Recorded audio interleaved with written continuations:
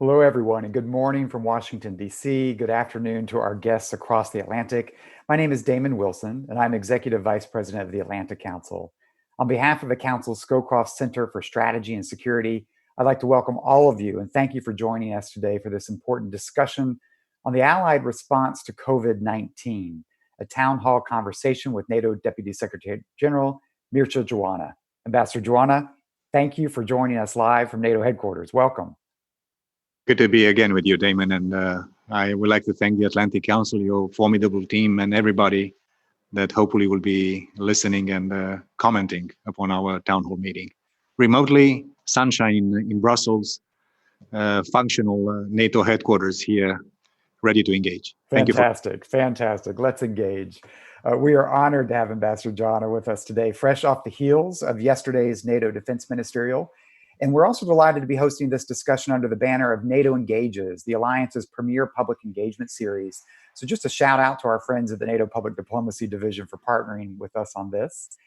I think as all of our viewers know, this is truly an unprecedented, and I don't use that word lightly, moment in history. And each and every nation grapples with COVID-19 pandemic. So too are our institutions like NATO. The United States and allies across Europe are bearing the burden of the COVID-19 crisis. Several allies, Spain, Italy, and of course here in the United States, foremost among them, have been especially hard hit. So I think we first recognize that this is a very human crisis with a high toll that's demanded remarkable domestic responses. But here at the Atlantic Council, we know that we are all in this together. And as this situation evolves and nations continue to adapt their responses, we've seen them increasingly look towards each other and look towards the alliance for support. And in response, we've seen NATO start to step up. We'll talk about that today. We've seen how NATO's helped distribute vital medical aid to affected areas, most recently to North Macedonia, its newest member. So yesterday, defense ministers from NATO's 30 allies met virtually to discuss a path forward for the alliance's response to the COVID-19 crisis, forging a plan to ensure that this public health crisis does not evolve into a broader security crisis.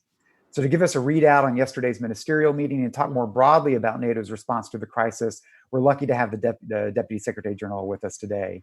Appointed last November, October, I believe, actually, almost 6 months to the date, if I'm not mistaken. Ambassador Geoană has led a distinguished career of service, both in his home country of Romania and across the transatlantic community.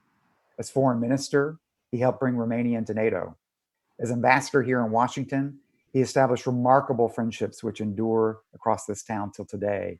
And now in this capacity as NATO Deputy Secretary General, he has specific responsibilities for NATO's partnerships, for its relationship with the European Union, and fostering innovation across the alliance, all relevant to the issue at hand. So before I turn the floor over to you, Mr. Ambassador, I want to encourage our large virtual audience to join in this conversation. For those of you who have registered and joined on the Zoom platform, on Zoom, please submit your questions throughout the discussion by typing your questions into the Q&A section on your Zoom taskbar, usually at the bottom of your screen. We're also live streaming across numerous social media platforms, so you can follow that conversation at Atlantic Council, at AC Scowcroft, but also we'll be taking questions on Twitter for those who are using the hashtag NATO Engages. So with that, let's kick off this discussion. And Mr. Ambassador, let me turn to you to give us a sense of what's happening at NATO headquarters right after NATO Defense Ministerial focused on the COVID-19 crisis.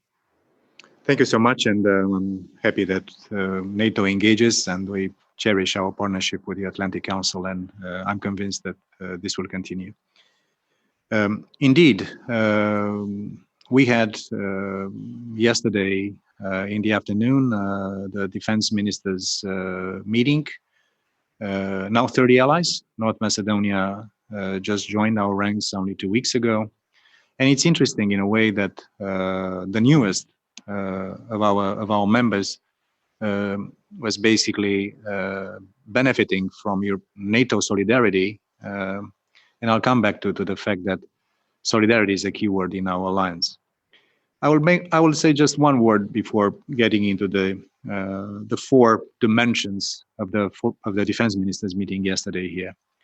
In the 71 years of NATO's existence, we have built in our DNA an exceptionally important capacity of adapting to new circumstances, to crises, to tensions, to rivalries in the Cold War and also after the Cold War. So when it comes to a pandemic of such a dimension, of such consequences, of such breadth and complexity, NATO is in a way equipped in the way we function, the way we take decisions, the agility and the vigilance that is inbuilt in our own construct to adjust. And this is what the defense minister did yesterday, as the foreign ministers of NATO did 2 weeks ago, also via secure video conferencing. There are basically four dimensions, and Secretary General Stoltenberg gave the tone of to this conversation. Basically, it was, of course, what can we do more to help each other in this very difficult moment? Because in the end, our public opinions, and we are democracies, all of us, all 30 allies, we are democracies. And our public opinions are judging the leaders and the institutions they belong to according to not only to the words, but to the deeds. And we are happy to say that also SACEUR, the Supreme Allied Commander in Europe, General Waters, also briefed the defense ministers, and also the defense minister briefed each other and all of us on what we are doing together. And that's, I would say, quite remarkable that in difficult times when attention and resources of nations return to the immediate needs of that specific nation, we've been doing more than 100 missions of strategic airlift to help allies across the transatlantic area. We've been doing building more than 25 field hospitals. We have more than 4,000 military medical personnel joining the ranks of civilian medical personnel in heroic strides in difficult circumstances to come to the rescue and to the help of the ones in need. Tens of thousands of military from allied nations, tens of thousands of military from our militaries in the NATO countries are now in the forefront in basically helping the so much strained public services in so many different ways. 25,000 treatment beds were deployed through NATO military deployment means.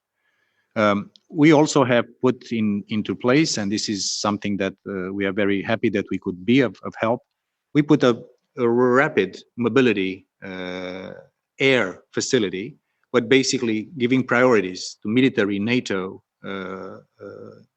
flights. And just 2 days ago, I think there was a Turkish airplane, military airplane that flew all the way to the UK, would help using for the first time this new facility. We also have a very impressive experience in coordinating this kind of assistance.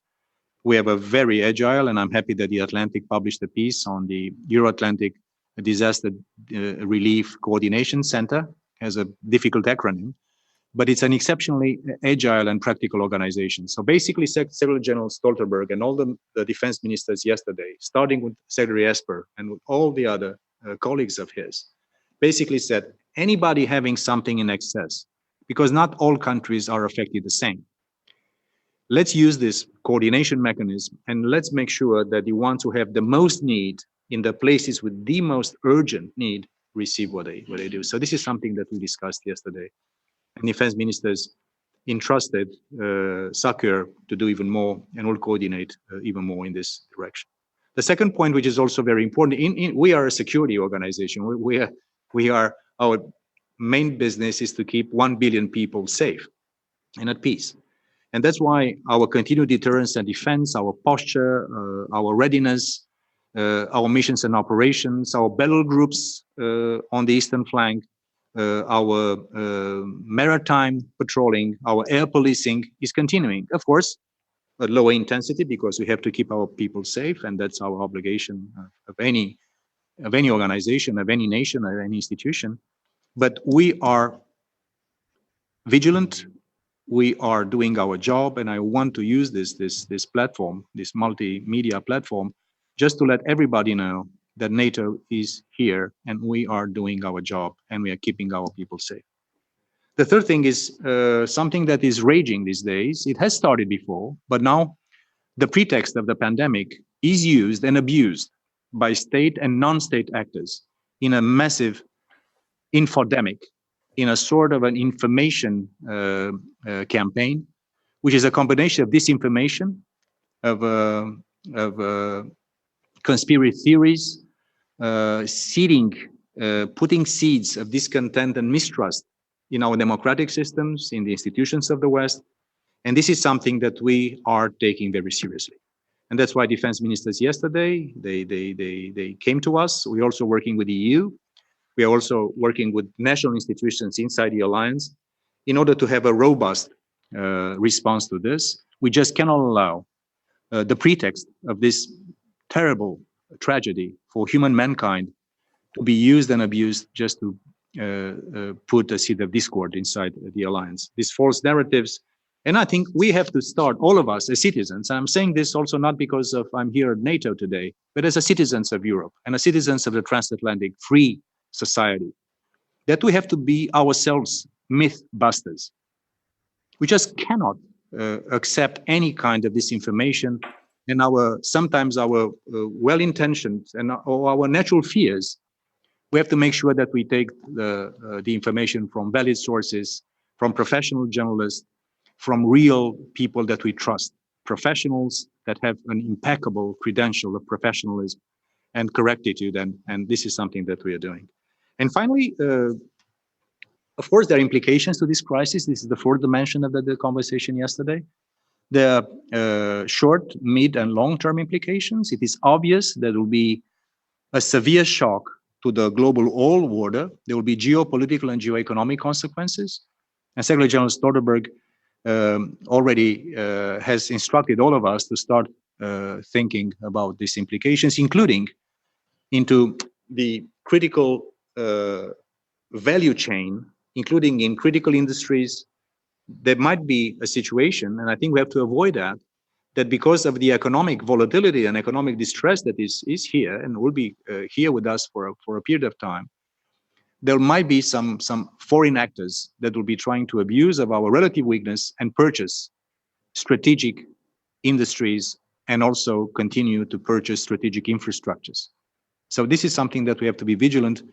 Also, of course, governments in allied nations are doing this. So by and large, this is what we've done. We also do something which we excel in. The term is not very easy to communicate. It's called resilience.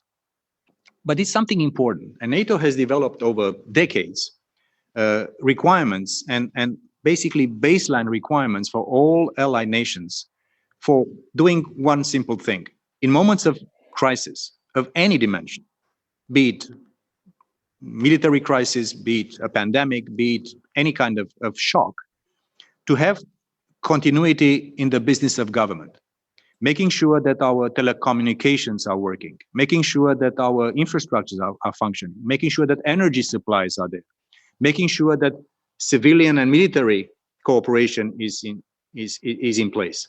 So now we decided yesterday, and the defense ministers instructed us and SACEUR to update and integrate the lessons learned from the pandemic in our resilience requirements. And this is something that will be updating in the next period of time.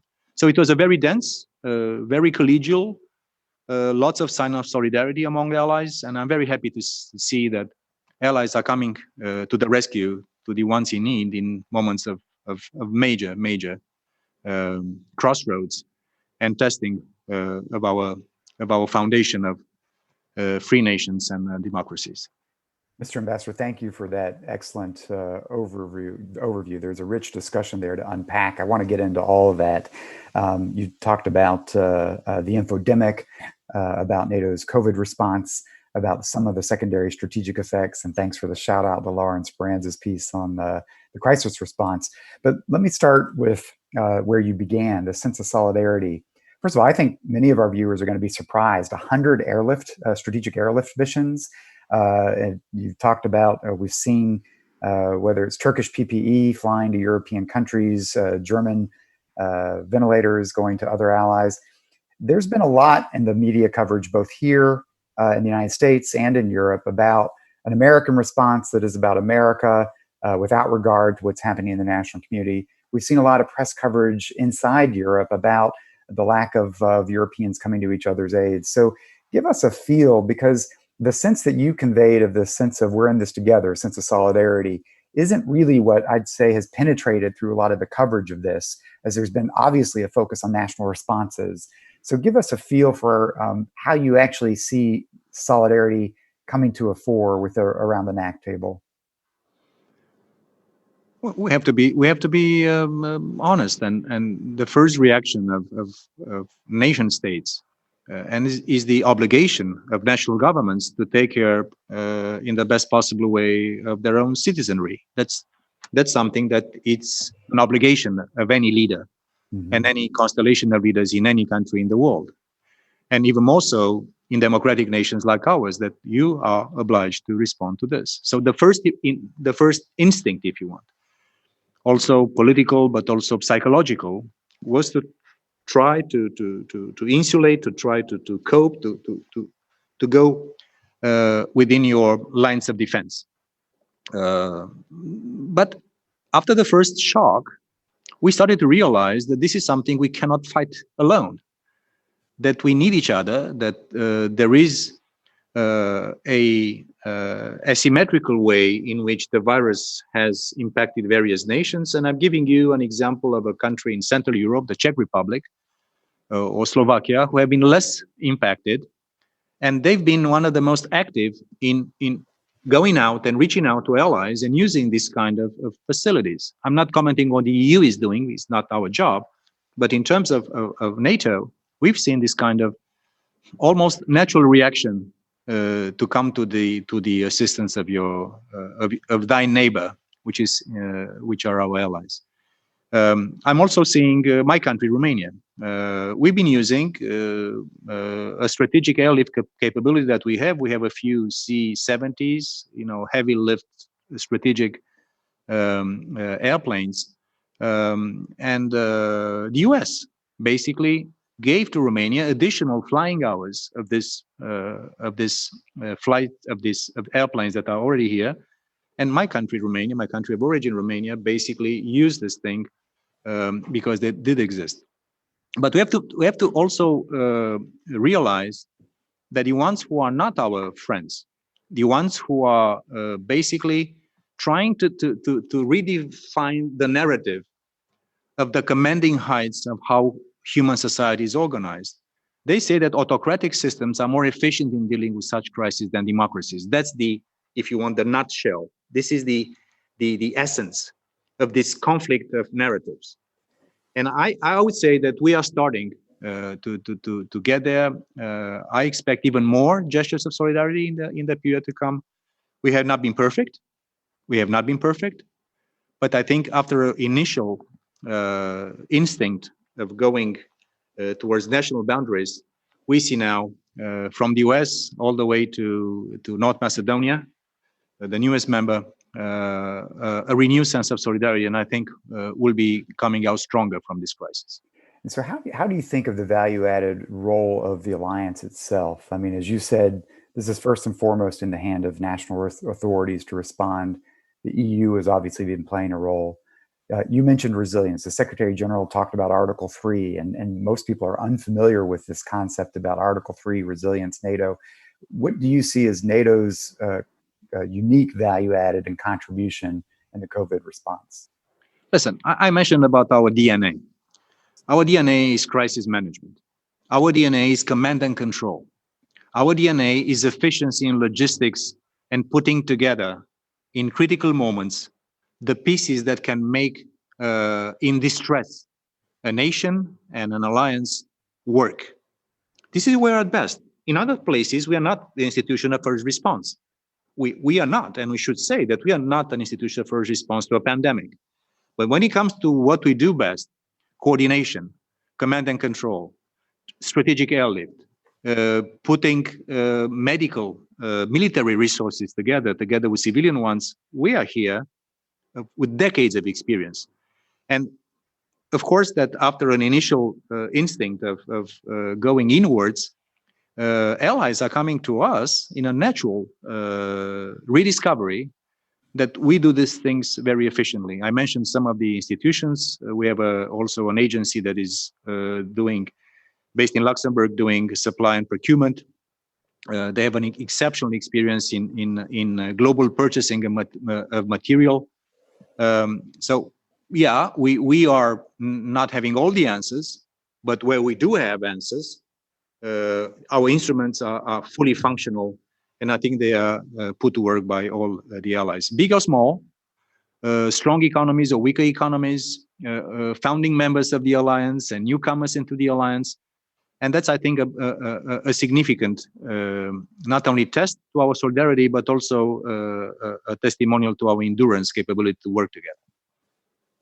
So I'm going to weave in some questions from our audience as I continue with you, Mr. Ambassador. We want to work through the COVID response, some of the traditional defense deterrence issues, the infodemic, as you suggested. I'm going to turn to one of your predecessors, Ambassador Sandy Vershbow, who has sent in a question. So Sandy, I'll read this on your behalf. Sandy asked that with everyone focused on COVID-19, are you worried that the unfinished business on defense and deterrence will no longer receive the necessary attention and, most important, the necessary resources, just as NATO-EU joint work on military mobility across Europe to protect the eastern flank? Say hello to Sandy and hello from Brussels. I'm keeping your office tidy, and then we all have a great memory of your time and your contribution to our great alliance of ours. The question is very valid. I have to say one thing. The threats and concerns to our common security have not gone away because of the pandemic. In a way, they've been amplified by the pandemic. So the fight against the pandemic is adding already to a long list of issues that NATO is doing, and we should continue to be doing. We just cannot lower our vigilance just because there is a moment of great difficulty at the global level and also the alliance level. So everything else is continuing. We are working, and defense ministers yesterday, as I mentioned, they looked into our defense and deterrence. We looked to our mission and operation in Afghanistan, in Iraq, in Kosovo. We've been looking to our battle groups in Northeast and Southeast Europe. We have been looking to our readiness to continue to patrol the seas, to make sure that we are vigilant when it comes to things. So, of course, the economic impact on economic growth, on jobs, on economic activity will take a toll. But what we have to say, not in defending the 2%, but just saying that our security is as much needed, and investment in our security is as much needed as before, probably even more. Because probably the lessons learned to our national military as an alliance, as member states, that will have to make sure that they're ready also for, God forbid, other crises like this. So instead of subtracting to what we already do, we have to be adding to our national military additional tasks for them to be able to accomplish. So I'm not a finance minister in any ally nation, but I'm saying, and we are saying, that our security is so precious, and it comes to a cost. And I think the cost is preserving peace for 1 billion people and creating the preconditions for the economy to recover. And making sure, as you said, Damon, that we are preventing, isolating a medical health global crisis from becoming a security crisis. And for this, you need investment, and you need also continuity, but also adaptability in what we do. So let me ask continue to get a couple of questions that are coming in from our colleagues across the transatlantic space. You mentioned the infodemic, and you mentioned this concern about foreign actors involved in sensitive supply chain issues, presumably China. Jane Tang from Radio Free Asia is asking, how has NATO been working to address disinformation? And she's asking specifically the spread of disinformation by China promoting the narrative of authoritarian regimes providing more efficient responses. We are doing this very actively. We are also cooperating with the EU We exchange information. Also, the EU has some capabilities, both in terms of our public diplomacy work, also when it comes to more sensitive information that we collect. We are basically entering in a logic of, first of all, uncovering the false narratives that are abounding today.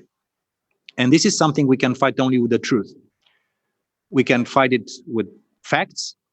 We can, as I mentioned, encourage our citizens to get information from valid, reliable sources. But if we see, if you want, the meta-narrative, as I mentioned before, is basically that the West, democratic West, is not able to defend its own people, and authoritarian top-down systems are more efficient. There was even a public incident the other day in Paris, I think, when the Chinese ambassador was summoned to the foreign ministry in Paris, the Quai d'Orsay, after he had published an open letter basically praising the merits, quote unquote, of the Chinese system. We also see, other than disinformation, fictitious facts, conspiracy theories that the virus was invented by Americans, that NATO troops and exercises have been spreading this all over the world, which is totally nonsense and it's blatant lies. There is also a part of soft power projections. We see also medical diplomacy. We also see, speaking of China, sort of a health Silk Road, directing support, not always of the best quality, to be honest, but directing support for countries that are already part of their plan of the Silk Road Initiative. So I think that combining the true storytelling of real facts, but also at the same time making sure that we are not becoming vulnerable, including when it comes to investments in strategic industries in our nations. And this is something that also NATO is quite vigilant when it comes, let's say, to telecom or 5G. We also tell nations which are the minimum requirements for us to stay safe and be able to have continuity in the business of government. This is a struggle that started before the pandemic. Now it is used and abused and amplified because of the pandemic and the emotions in our public opinions. But I have to say one thing, as somebody who has lived half of my life in the darkness of communism. There is nothing more precious than freedom. There is nothing more precious than living in a country and in a system that you can speak up your mind. I do not want to live again in a jail in open air. So I think that defending our democracy with all its imperfections, improving the way in which our economic system, our social system, our healthcare system do work is important, but never for 1 second. Nobody in the free world should be lured by this total counterintuitive thing that living in an authoritarian regime is better than to live in democracy. This is the most untrue thing that has been ever said on this planet. So as the alliance tries to stay focused on defense and deterrence in the midst of this crisis, yesterday the Secretary General mentioned that I think he referred to the evidence of the pace of challenge coming from Russia has not tapered. How do you think about this in terms of avoiding miscalculation during this period? NATO's had to scale back the big defender exercise.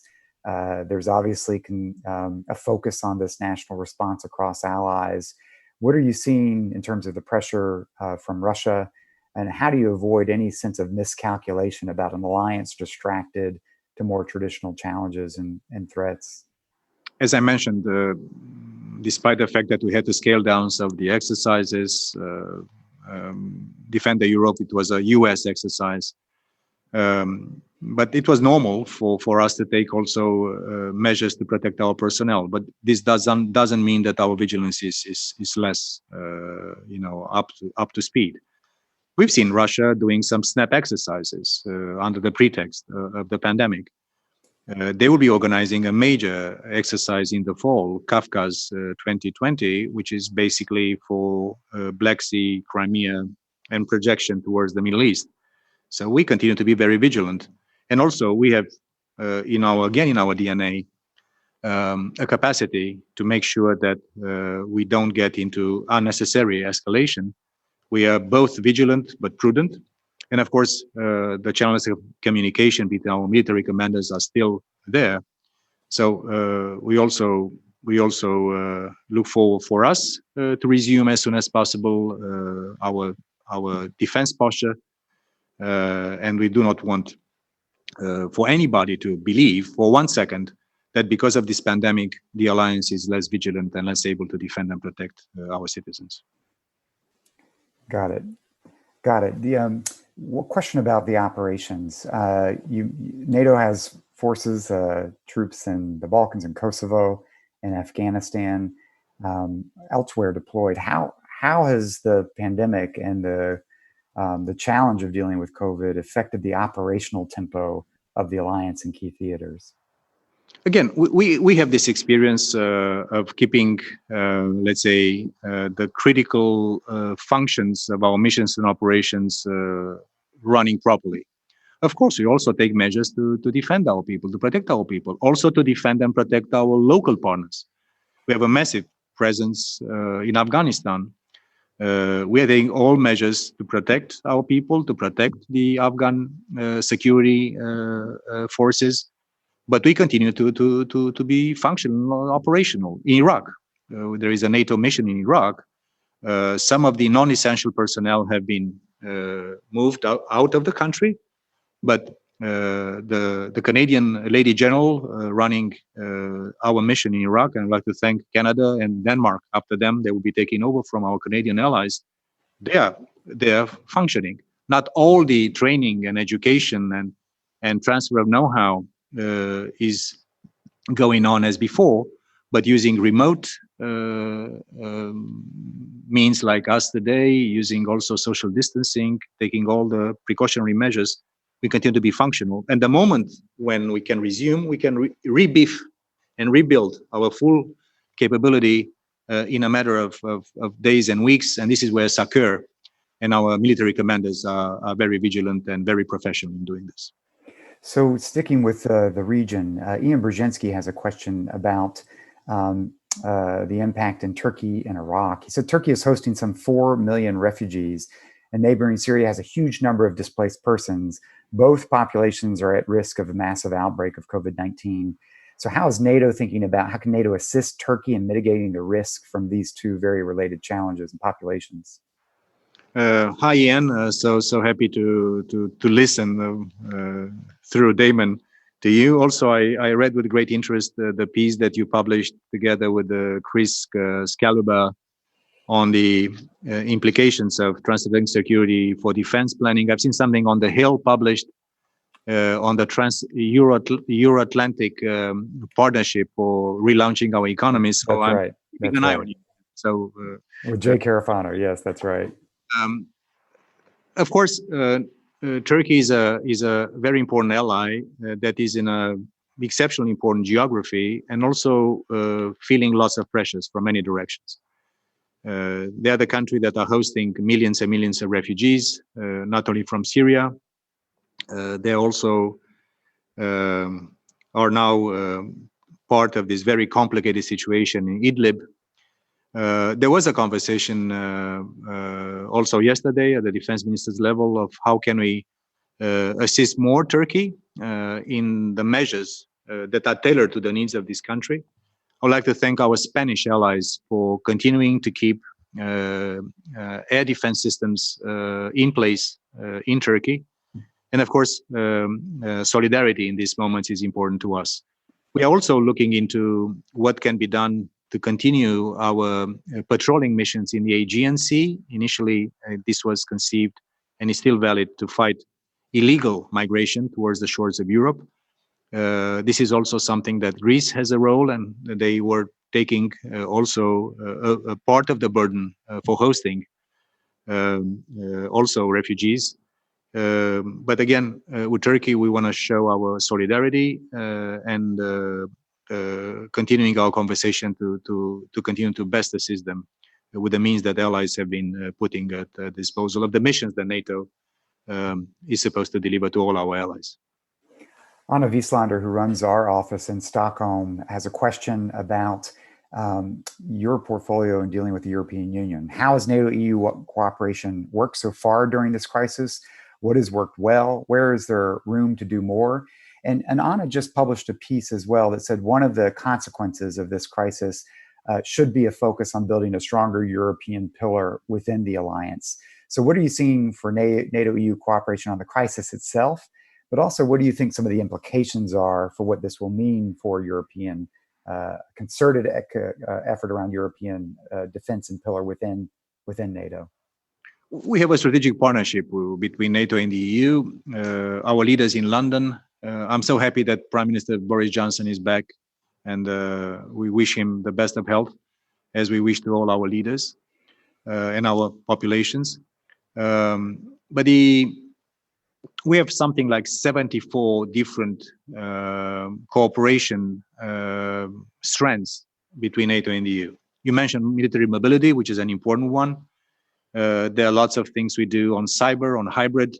Yesterday, at the Defense Ministerial of NATO, Josep Borrell, the High Representative of the EU on security, and also the defense ministers from Sweden and Finland took part in our allied conversation.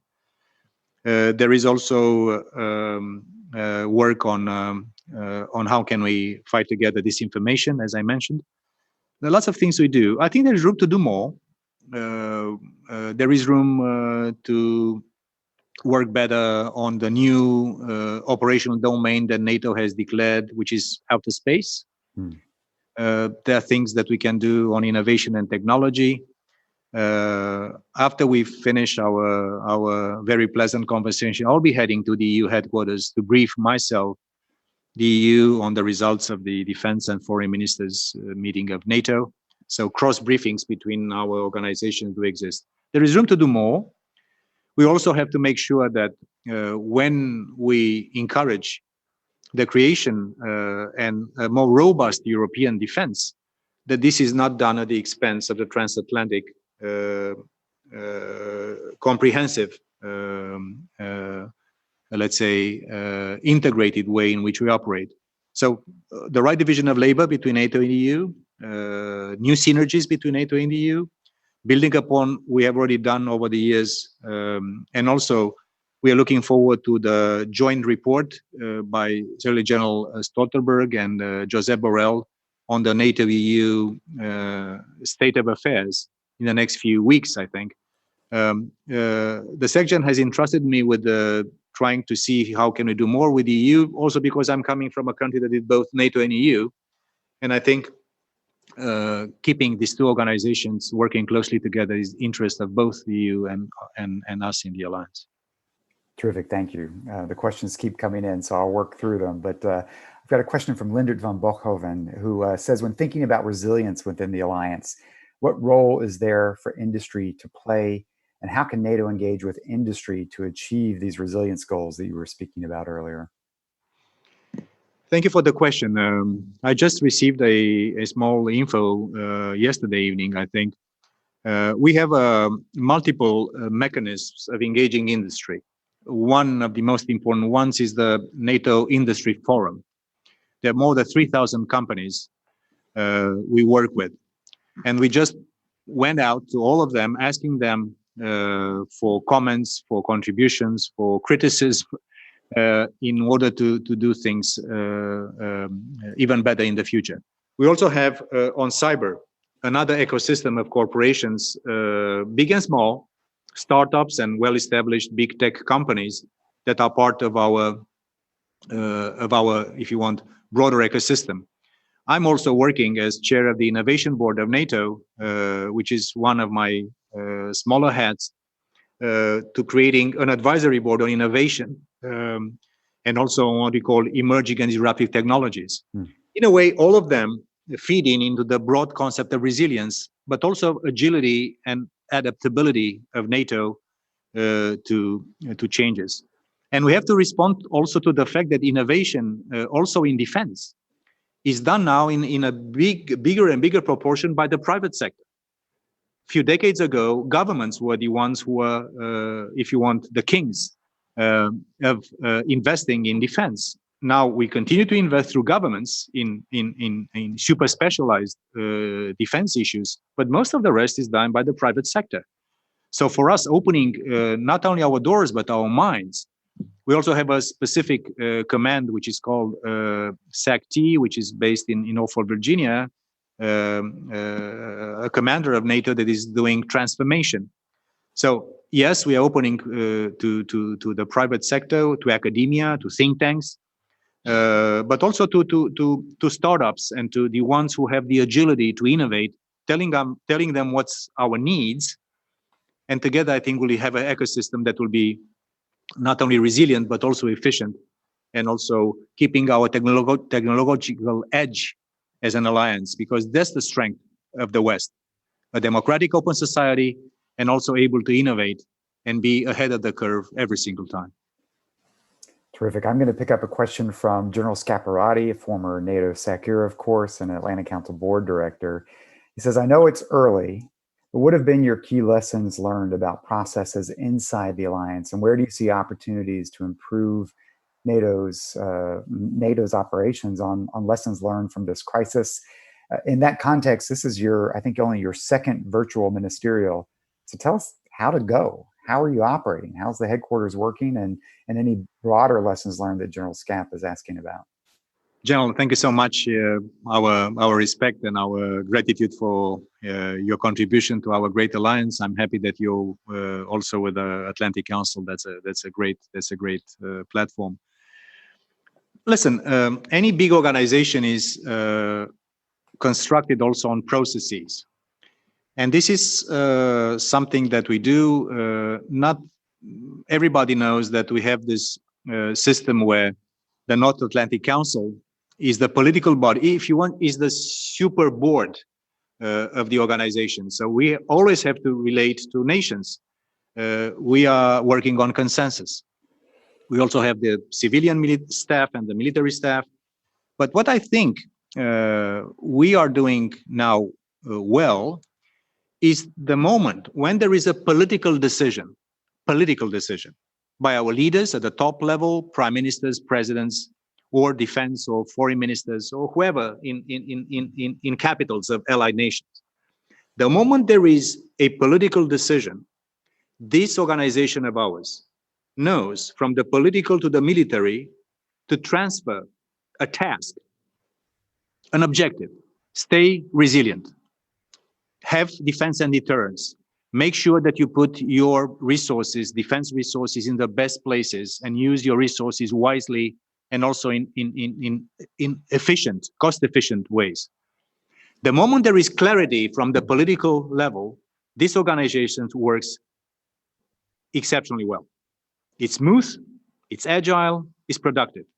The moment there is a little bit of fuzziness and we don't have that much clarity, at that moment, of course, we also need to adjust. But I have to say that after the London meeting of our allies, the first one I attended at that level from this side, I took part in NATO summits before in my national capacity. I have to say that our mission is very clear. They told us, continue to do work on defense and deterrence, make sure that you strengthen the resilience, make sure that you continue to fight terrorism, make sure that we are watching attentively to the rise of China. The moment there is clarity at the top, at the political level, this organization is probably the most efficient one. There is room for improvement anyway. In any big bureaucracy, there is always a little bit of optimization that is needed. But by and large, that's an exceptionally well-oiled, fully functional, professional organization with top people in every corner of this great organization of ours. I'm very grateful and proud to work with such a tremendous group of people.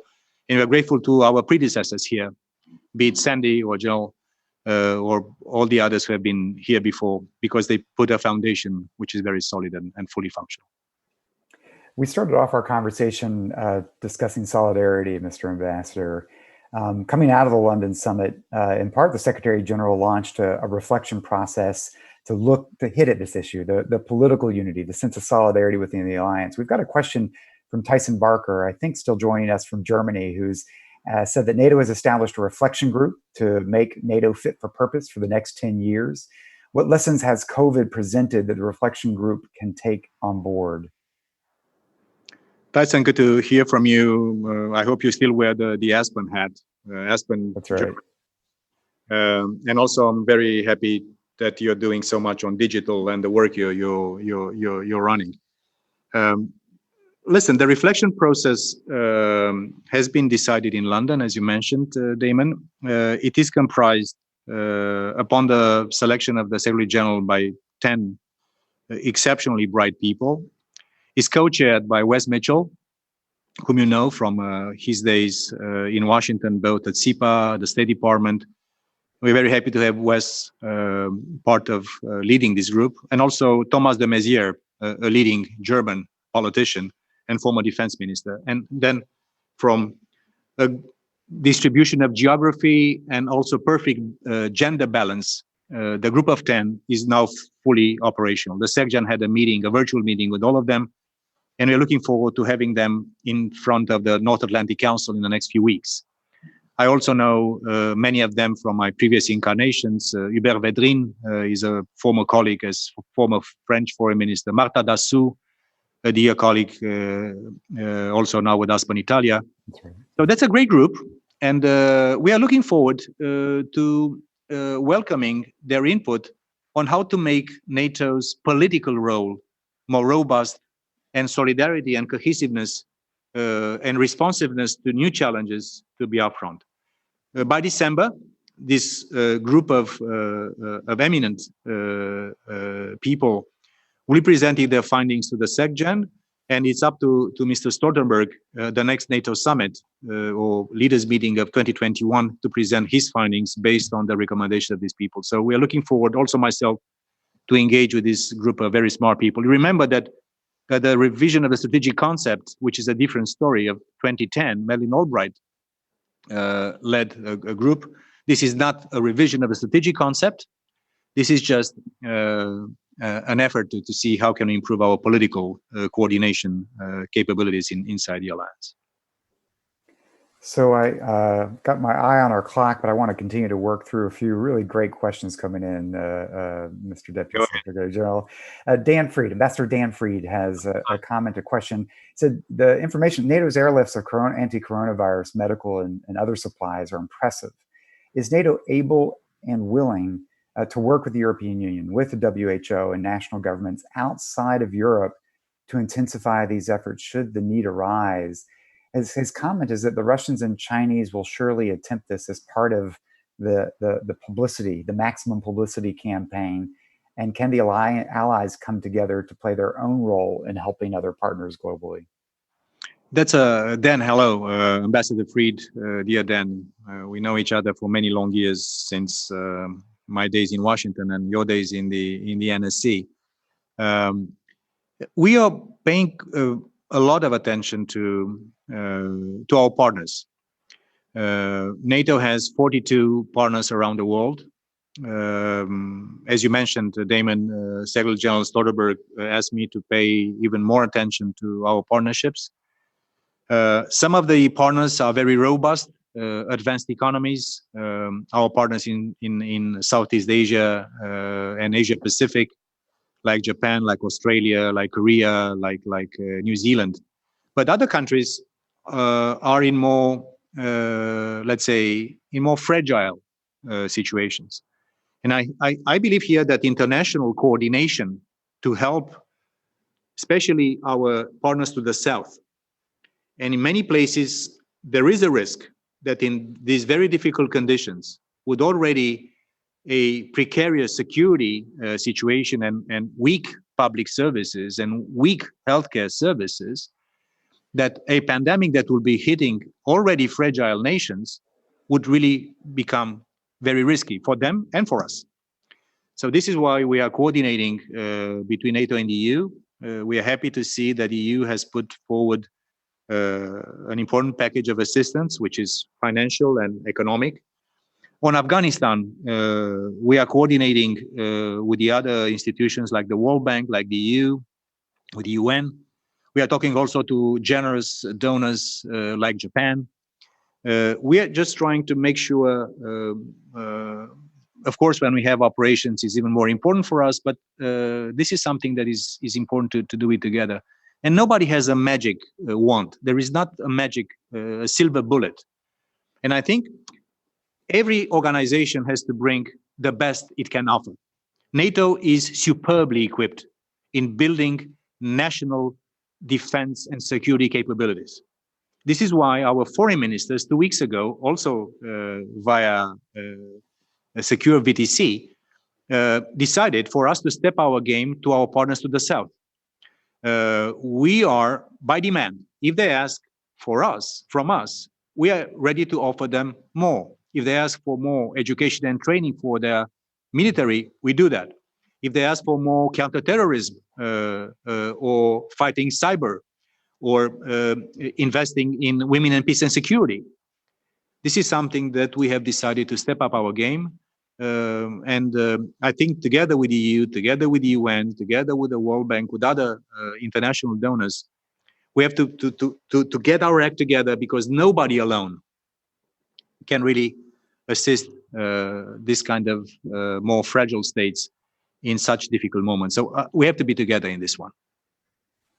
Terrific. I'm going to get to our last couple of questions here, but the next one I want to turn to, Terry Schultz of NPR Deutsche Welle, based in Brussels, is asking, she said, you mentioned that it's important for allies to guard against foreign actors, as you said, possibly buying up important security assets in the economic downturn. We've heard this conversation breaking out across Europe, but these are often national decisions, and governments are going to be very strapped financially. So what do we do? Terry, thank you so much. And also, we are very grateful for your participation in the SecGen's conference yesterday. You asked a question to him as well. Of course, NATO is not in the position to substitute ourselves to national governments' decisions, but we have seen national decisions going in that direction, from Germany, from France, from the US, from many others. So where NATO is very useful in is to set and put forward to our nations, to the ally nations, the minimum requirements that need to be respected in order for us to be able to cope with any crisis, from conflict to war to pandemics to anything else. So the moment we internalize in the way in which we do the business of government in each ally nation, that there's some minimum things that we have to be aware that if we touch to those minimum requirements, minimum capabilities at the national level and ally level, then we could be in trouble. So I think this pandemic is also learning a lesson that even you need money, everybody needs money, but you have to make sure that the crown jewels, the indispensable industries and infrastructures that are indispensable for making sure we stay safe, irrespective of the circumstances, this will be one of the major lessons learned. We'll do our part in making sure that we have these minimum requirements for allies to satisfy.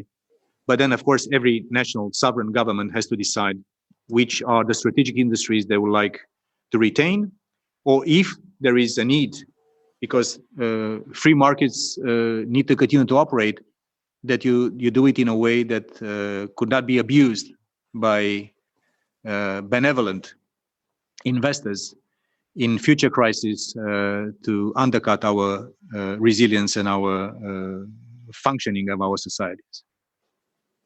Terrific, terrific. So I want to close with sort of two questions that came in from folks asking about, what does the alliance really mean to me? We've got a question from Rana, who is a former soldier, and he basically says, what can I tell my neighbors in rural Montana about the significance of NATO in their lives?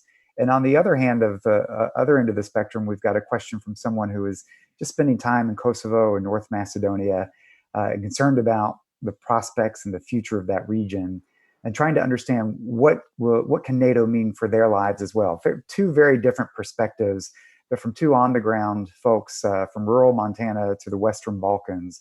How do you, in your role as Deputy Secretary General, explain why NATO matters to them? No, I think that the not the answer to a question, but the fundamental question about who we are and what do we represent, and if we are really relevant to our citizens and to our taxpayers, is that there's absolutely no human activity that can be built, no business, no family, no dream, no sadness in the absence of peace.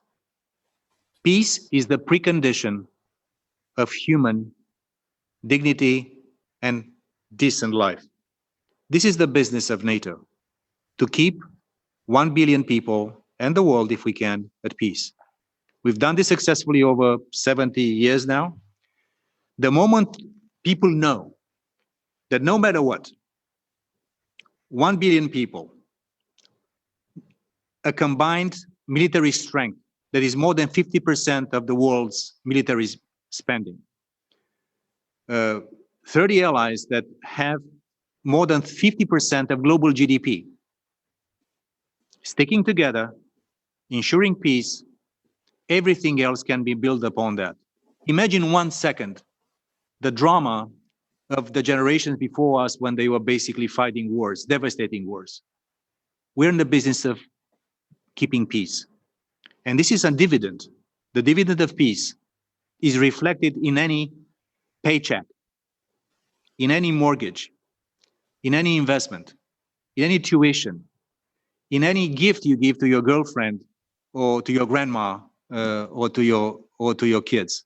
So this is the business we are in. And a final word about the Western Balkans. I have a special affection for this part of Europe.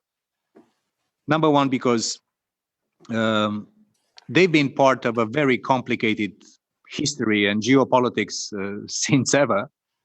I know one thing from the history of the 100 million former Soviet satellites, like Romania, like Poland, like the Baltic countries, like the Czech Republic, like Hungary, like Slovakia, like Slovenia, like many others, that the moment when the US and the Allies decided to enlarge NATO, European Union membership came after. NATO membership is a precondition for a full Euro-Atlantic integration of these nations. In the case of my country, it was not been an easy ride. But since we joined NATO 15, 16 years ago, our GDP has tripled. It's not perfect. It's not, paradise always, especially the EU is complicated. It's very complex. But if I look to my country before joining NATO and my country today, it's a difference between day and night. I hope and pray for our friends in the Western Balkans to be able to repeat this story of defeating your own destiny and your own geography and becoming full-fledged members of the family of democratic, free and prosperous societies that NATO and EU do represent. Mr. Ambassador, that was fantastic. What a great word to close on.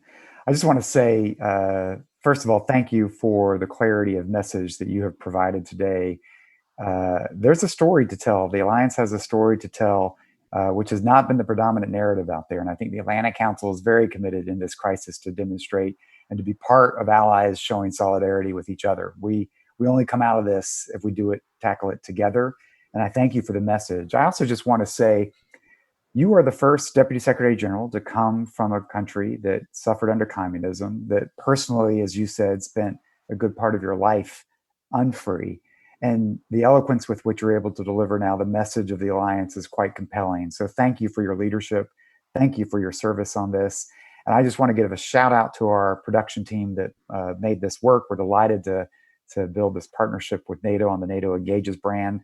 So I'm just going to give a shout out to Connor and Tom and Jackson, Chris, Barry, Brian, Bridget, Nicola, Damien and Dragan, all the team that really made this possible. So thank you for your time this morning in Washington, this afternoon in Brussels. We appreciate the readout of the defense ministers meeting, and we look forward to continuing the conversation for everybody to be able to follow on the hashtag NATO Engages. Thank you so much. And the Atlantic Council is always living up to its great mission. We are appreciating our partnership. Also have a great team here, which has not been the spotlight, a wonderful team, also from our public diplomacy division, also our people working on the technical matters. Being able to have NATO defense ministers and foreign ministers working remotely in a secure environment is no small feat. But my appreciation to you, Damon, to your team, but also to the ones who took the time and interest in our conversation. What I've said is coming from the heart. It's not just a scripted thing. I believe in this, and I believe that in testing moments, we can really build even more solidarity and also get out of this stronger together. And this logo is something we will continue to be for real. NATO Engages is more than a hashtag. It's something that we'll want to continue to do. So count on us and myself and all my colleagues in continuing our great partnership. Thank you all. Have a great morning in Washington. I'm heading to the EU to make sure that the partnership goes on. Thank you so much. Well, we're all reassured to know the NATO headquarters works well, even having gone virtual. So thank you for your time. And I want to just thank all of our guests who have been with us on this program and will be with us on subsequent ones to come. Thank you for your time, and we look forward to seeing you back here. Take care. That's a wrap. Thank you.